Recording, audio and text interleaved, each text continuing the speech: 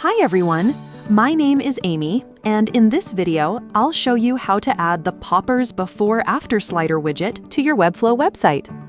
Before-After Slider widgets are great for showing comparisons visually, making it easy for visitors to see differences before and after in a clear and interactive way. So let's get started. First, go to your Popper dashboard.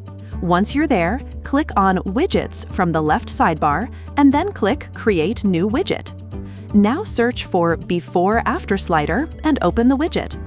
After that, choose a layout according to your preference. Once the layout is selected, the widget editor will open. On the right side, you'll see the preview, and on the left side, you'll see the settings panel. In the Content tab, you can upload before and after images. You can also change their labels and enable or disable them.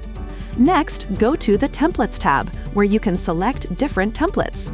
In the Appearance tab, you can change the handle color, slider thickness, width, and height. Under Behavior, you can enable or disable vertical orientation, hover mode, and smooth transition. Once you're happy with the customization, click Publish Widget. After that, copy the code and go to your Webflow site editor.